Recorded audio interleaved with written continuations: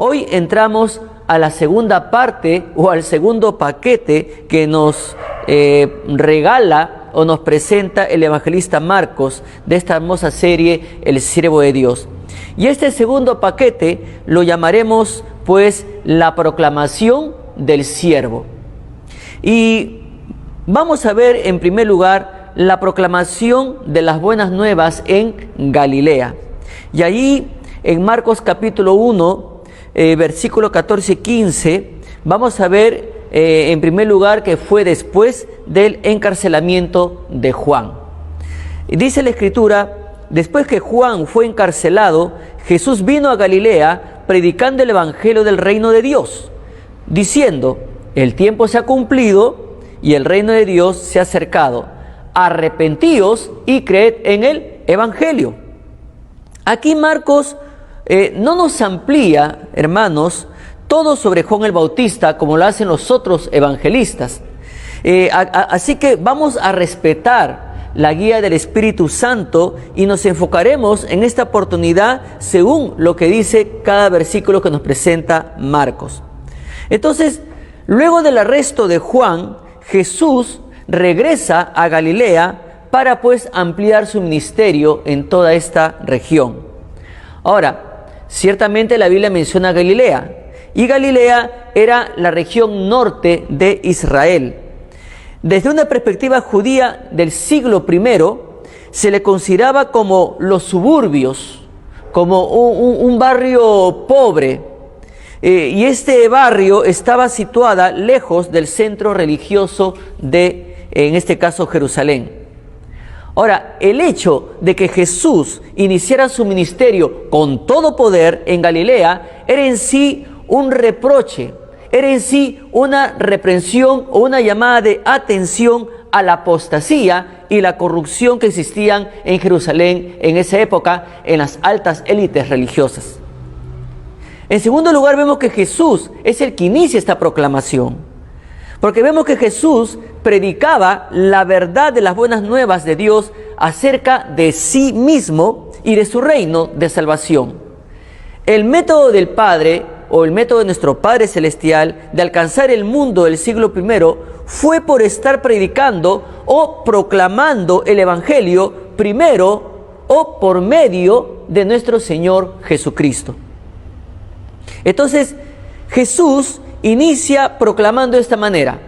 Primero, Él menciona: el tiempo se ha cumplido, en el versículo 15 que acabamos de leer hace un momento.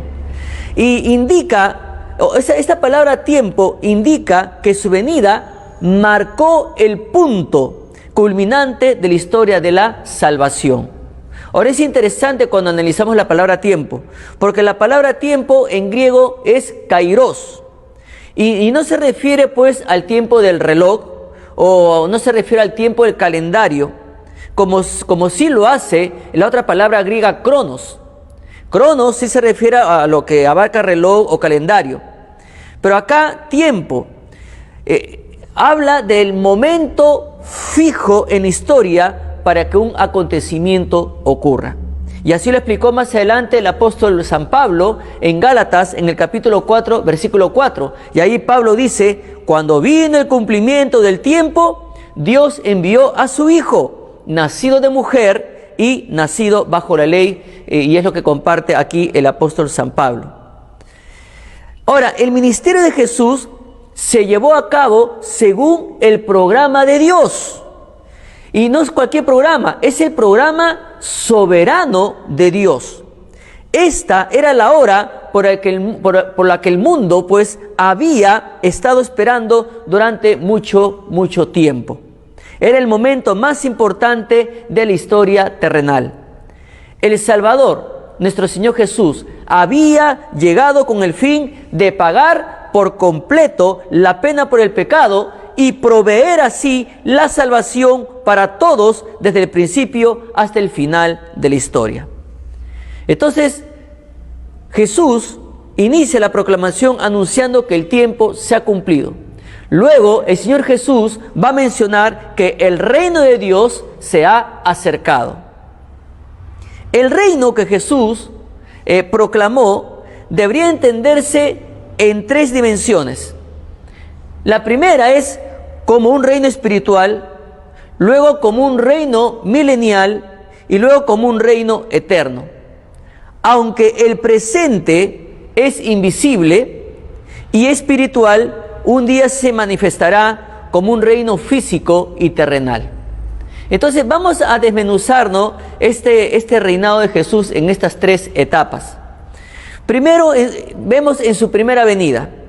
El Rey, nuestro Señor Jesús, predicó las buenas nuevas de salvación.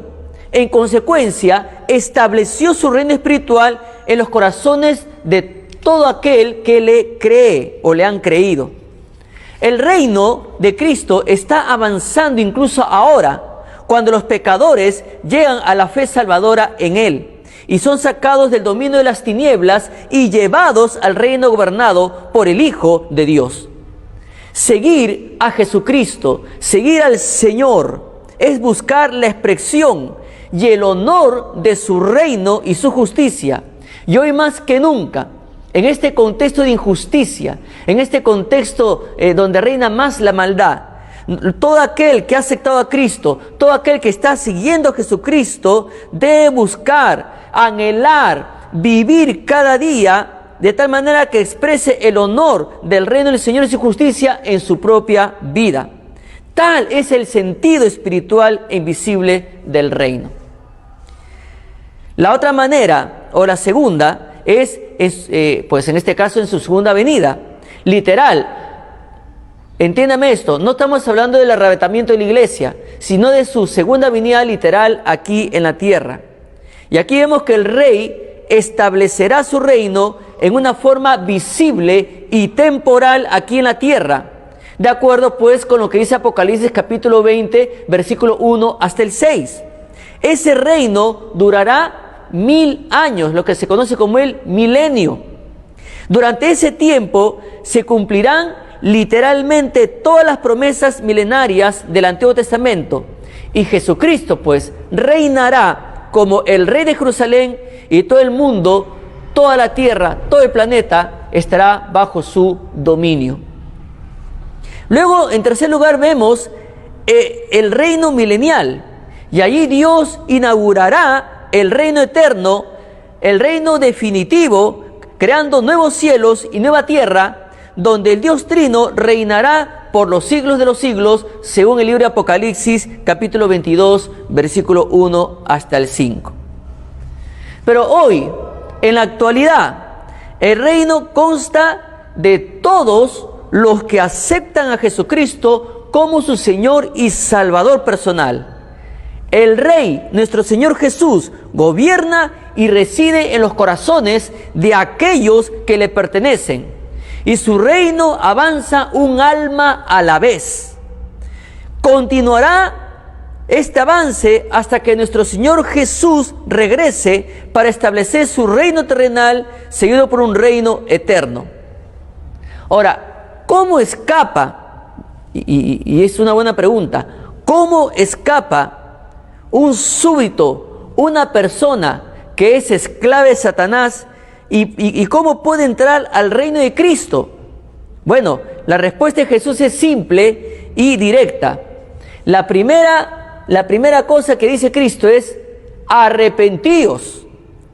Y arrepentíos viene del griego metanoeo y significa volverse al camino opuesto.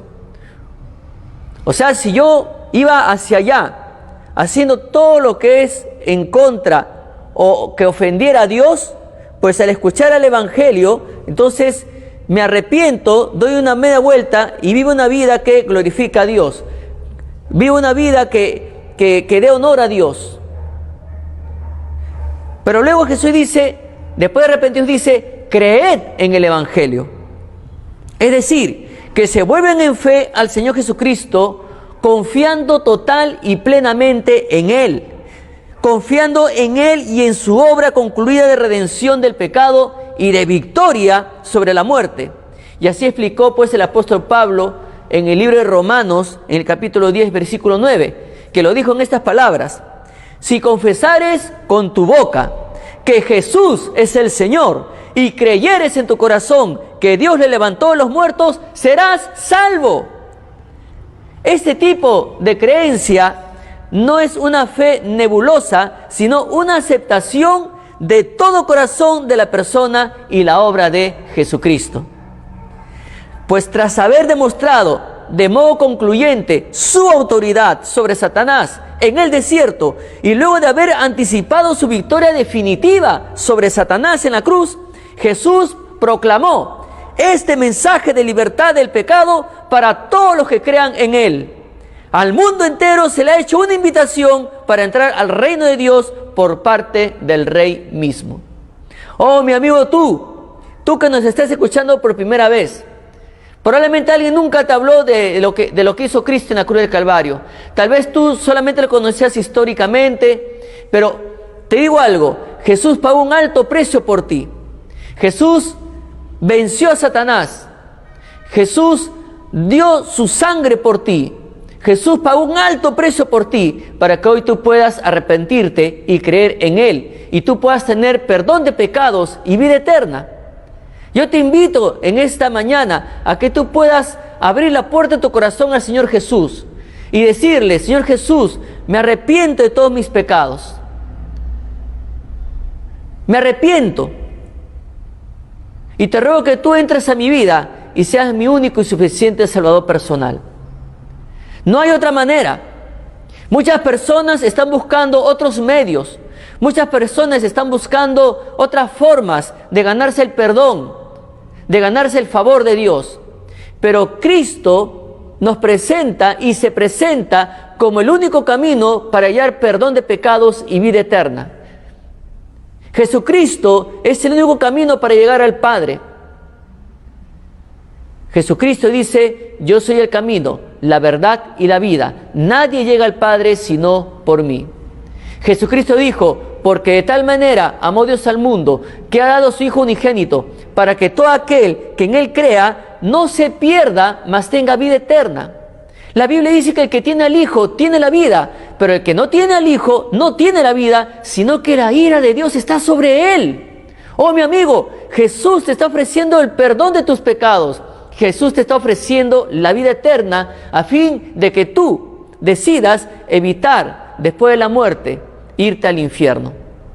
La decisión se toma en vida. Después de la muerte ya no hay más oportunidad. Este virus está matando a mucha gente. Ninguno de nosotros sabemos si vamos a vivir. Pero si este virus llega y nos toca, al menos tenemos la plena seguridad que después de la muerte vamos a ir a la presencia de Dios, siempre y cuando hayamos recibido a Cristo en nuestra vida. Siempre y cuando nos hayamos arrepentidos y hayamos creído en el mensaje de Jesús.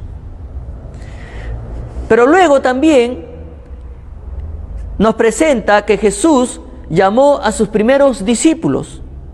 Primero llamó a Simón y a Andrés. De allí en Marcos capítulo 1 versículos 16 y 17 dice lo siguiente: andando junto al mar de Galilea, vio a Simón y a Andrés su hermano que echaban la red en el mar porque eran pescadores.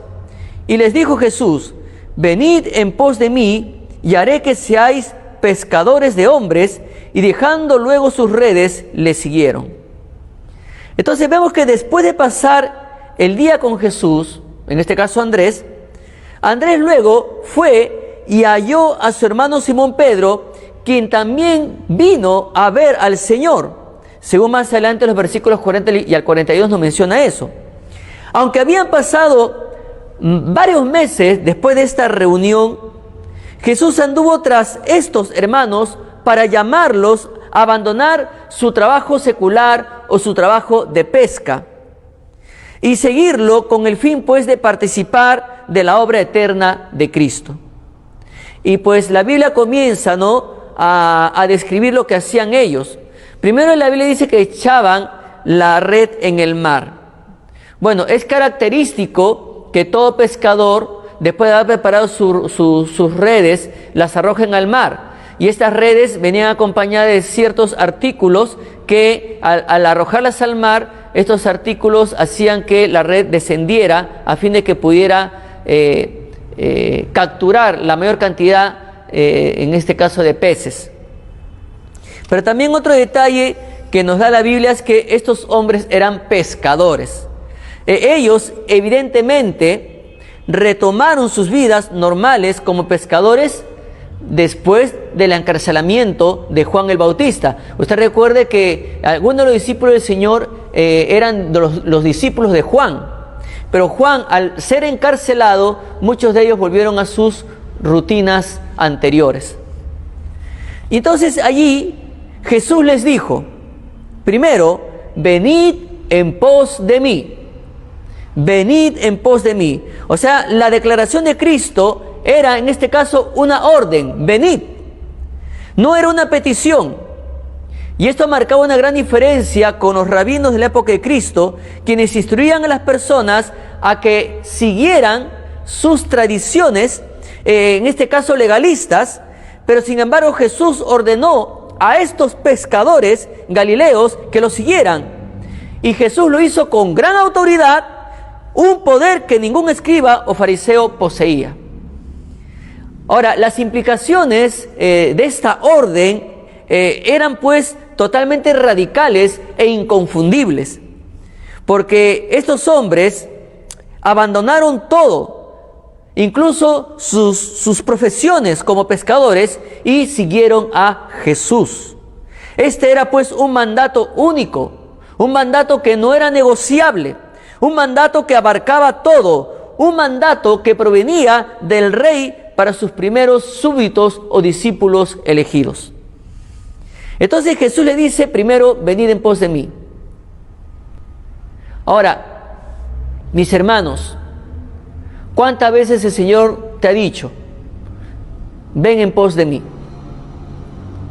Pero lo interesante es que muchas veces Dios llama que vengan en pos de Él, pero no necesariamente para que dejes tu profesión, no necesariamente para que abandones tus estudios, no, que en medio de tus responsabilidades tú vengas en pos de Él.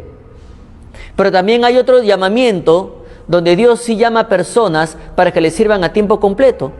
¿Y cuántas veces Dios te habrá llamado a ti, mi hermano, mi hermana, para que tú le sirvas a tiempo completo? Para que te prepares, te capacites, ¿no? Y probablemente te use como pastor o misionero o misionera en algún lugar del país o del mundo. En ambos grupos, Dios sigue llamando a través de su Hijo, venid en pos de mí. Y probablemente se han estado rehusando a ese llamado. Han caído como Moisés, que le puso excusas a Dios cuando Dios los llamaba desde la zarza ardiente. Mis hermanos, hoy más que nunca hay que ser sensibles al llamado de Dios. Si Dios te está llamando, no te rehuses a ese llamamiento. Dile, heme aquí, Señor, envíame a mí. Pero luego ahora Jesús, después de decir, venir en pos de mí, Jesús le va a decir, haré que sean pescadores de hombres. Quiere decir que estarían habilitados para predicar el Evangelio con el propósito de reunir pecadores. Los prepararía el mismo Jesús, los prepararía el mismo Rey para convertirlos en heraldos del reino a través de la proclamación del Evangelio del reino de Dios. Con esta orden, Jesús estableció los medios por los cuales su reino pues avanzaría. Él utiliza pecadores transformados, a quienes identifica y convoca de manera totalmente soberana.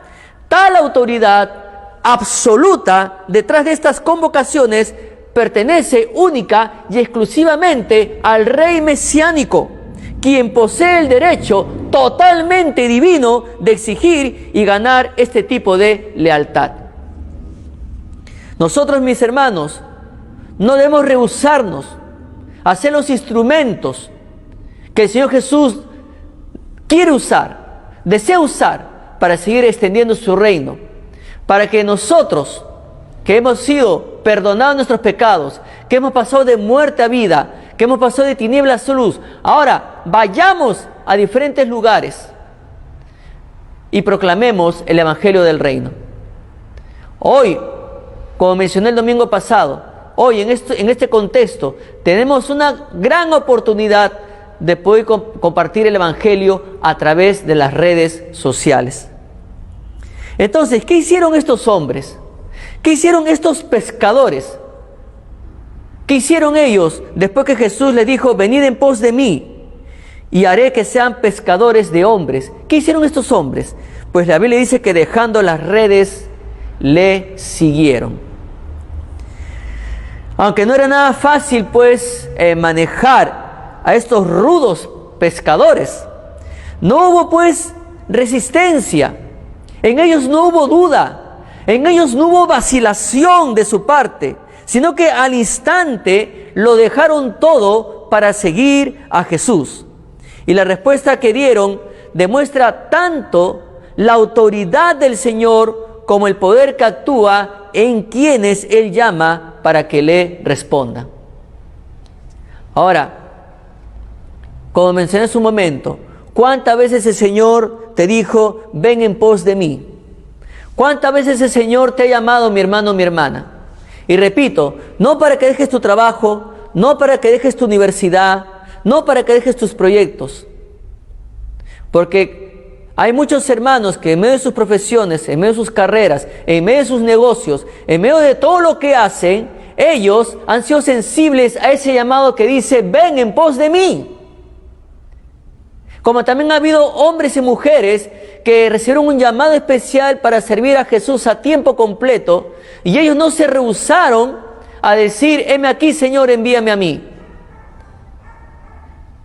Pero sea que Dios te haya llamado a tiempo completo, o sea que Dios no te haya llamado a tiempo completo, pero igual te dice, ven en pos de mí, ¿cuál ha sido tu respuesta?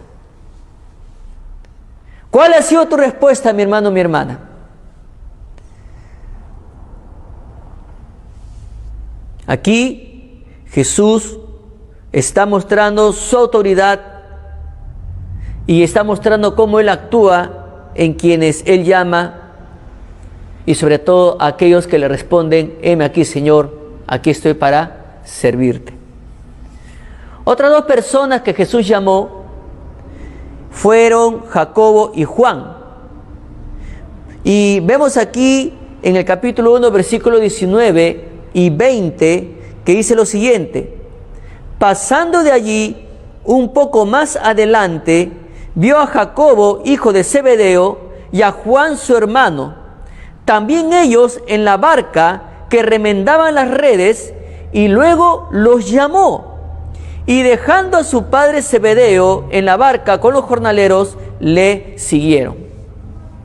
Según datos, mencionan que Jacobo y Juan eran hombres prominentes. Estos hombres no eran jornaleros, pobres.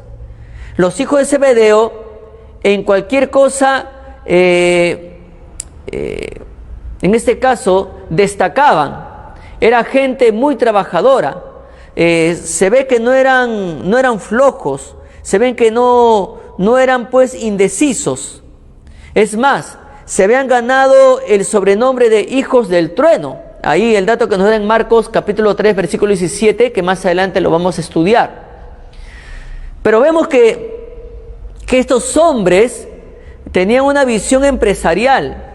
Estos hombres tenían, pues, personas bajo su autoridad y dirigían esta empresa, digamos, esta empresa pesquera. Y ellos son los que lideraban con su padre Zebedeo. Y ellos tenían, pues, gente bajo su autoridad.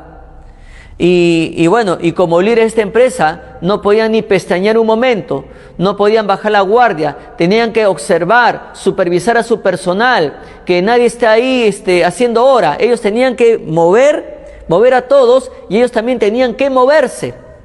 Tenían que ser ejemplo, actuar, para que el personal también se moviera y actuara y no se descuidara. Entonces, estos eran hombres prominentes, y bueno, y ellos eran, pues, muy responsables en su labor. Entonces, la Biblia nos dice que estos hombres estaban en la barca. Su padre Zebedeo y los jornaleros también estaban allí, estaban cumpliendo sus labores, estaban cumpliendo sus responsabilidades, estaban trabajando todos como parte de una operación de pesca importante.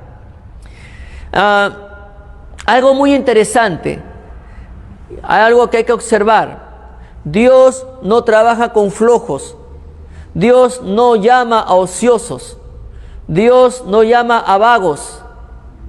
¿Cómo Dios va a llamar a un vago para que trabaje en el avance de su reino si no lo va a hacer, si es un vago? Dios siempre está llamando a personas que trabajan, que luchan. Dice en el Antiguo Testamento que Dios sacó a David de entre las ovejas, lo encontró pastoreando. Y así, en la Biblia encontramos que Dios, cuando llama a un hombre, siempre lo encuentra trabajando. Yo recuerdo una oportunidad cuando Palmas Reales estaba orando por un pastor por allá en el año 90, 91. Un día fuimos con dos hermanos, me llevaron, recuerdo, en un auto y fuimos por allá, ¿no?, a la iglesia de Comas. Y cuando llegamos encontramos en la iglesia bastante movimiento y encontramos ahí gente que estaba trabajando en construcción, y escuchábamos que golpeaban la pared, ¿no? Estaban metiendo comba ahí. Y preguntamos por el pastor Fernando Hidalgo, y en eso sale el pastor, ¿no?, Fernando, y sale con su ropa, ¿no?, con su ropa de construcción, ¿no? Y ahí estaba y con sus brazos llenos de polvo, seguramente había estado también él metiendo comba a la pared, y bueno, y Dios estaba ya tocando el corazón del pastor y usando a los hermanos de Palmas Reales para decirle al pastor que estábamos orando por él, que muy pronto se iba a realizar una asamblea para que la iglesia elija si él iba a ser el pastor o no, pero Dios lo tomó a él. Y yo recuerdo que el pastor William en una asamblea dijo: por si acaso, Fernando trabaja duro, Fernando es un hombre de visión, ni bien él llegue va a comenzar a trabajar. Y es así, Dios no trabaja con ociosos, Dios no trabaja con vagos. Y cada hombre que Dios ha llamado eran hombres que estaban trabajando. Eran hombres que estaban ahí metidos en sus negocios. El día que estudiamos Mateo, Jesús lo encontró trabajando ahí en los tributos públicos. Cuando Jesús llegó ahí y lo encontró también al otro publicano, a Zaqueo, lo encontró también ahí trabajando. Hoy día voy a ir a tu casa. Y ese día Zaqueo se convirtió. Entonces, Dios, cuando se trata del avance de su reino, jamás va a llamar a una persona que no tiene la más mínima intención de trabajar. Dios siempre va a llamar a gente trabajadora. Bueno, pero también estos hombres, dice la Biblia, remendaban las redes. Y esta es parte fundamental de la reparación del equipo para la siguiente salida a pescar. Yo creo que es importantísimo, ¿no?, el mantenimiento que se le hace a los instrumentos después de haberlos usado. Aquí en la iglesia tantas veces hemos visto trabajo de construcción, y cada vez que cuando terminaba el día, ni un albañil se retiraba si no lavaba los barilejos, si no le sacaban el cemento a la carretilla, si no lavaban bien las tinas donde hacían las mezclas del cemento. No podían dejarlo sucio, no podían dejar ahí lleno de cemento. ¿Por qué? Porque si no se endurecía y al siguiente día ya era inservible. Entonces tenían que lavarlo todo, no podían irse sin lavar bien todo. Y en toda área laboral siempre se deja todo limpio para dejarlo listo para el día siguiente.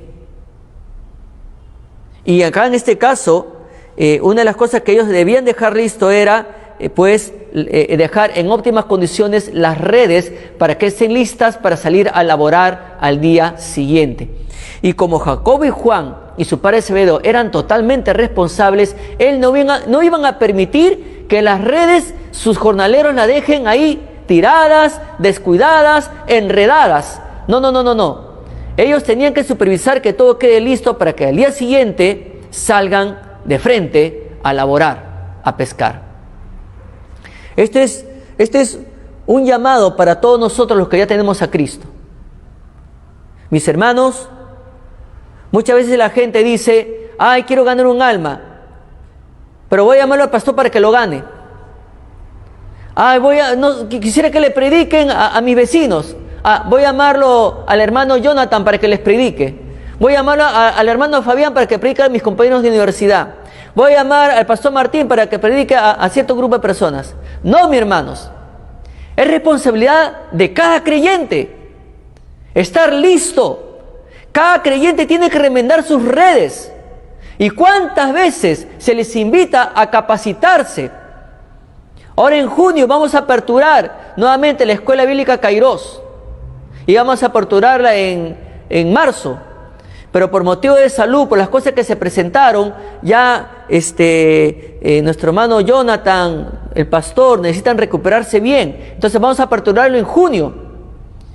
Pero usted tiene que remendar sus redes para que cuando Dios lo necesite, mi hermano, usted esté listo, preparado, como dice la Biblia, para toda buena obra. Hoy más que nunca no debemos permitirnos ser ociosos. Hoy más que nunca no debemos permitirnos ser descuidados y negligentes, porque cientos de personas están muriendo diario por causa de este virus y por otras patologías. Hay que remendar las redes, hay que capacitarnos, hay que estudiar, hay que analizar la Escritura, porque las personas están demandando respuestas.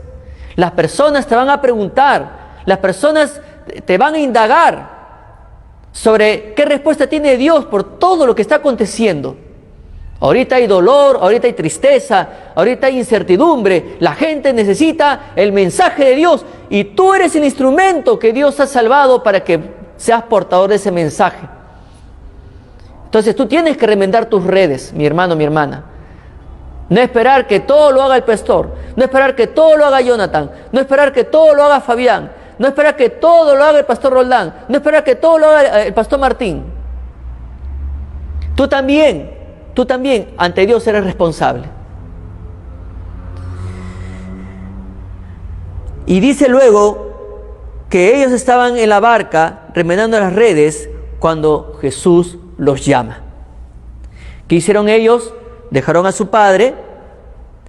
Su padre era un hombre prominente, un hombre que dirigía su empresa y tenía más hombres también capacitados para que le pudieran apoyar, y es por eso que Jacobo y Juan lo dejaron a su padre y le siguieron. O sea, en un instante, estos hijos del trueno, estos hombres de arranque o de autoarranque, se sintieron impulsados a dejarlo todo y a todos para seguir al Señor Jesucristo.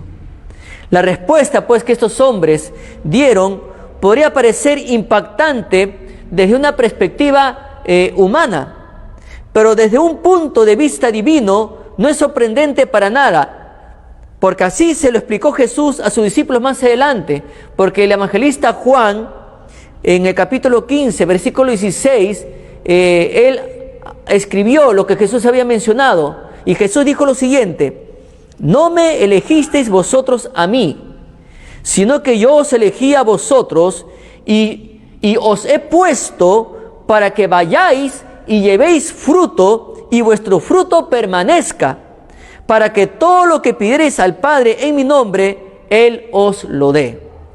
O sea, es evidente que el alcance de la autoridad de Jesús abarcó a los discípulos a quienes llamó a seguirlo. Y fue por medio de tales pecadores regenerados, fue por medio de tales pecadores transformados, tocados por el poder de Jesús y de la proclamación que hicieron del Evangelio, que Jesús había de avanzar los propósitos de su reino. Mis hermanos, mis hermanas, pues en esta mañana hemos podido ver, esta primera parte de la proclamación del siervo de Dios.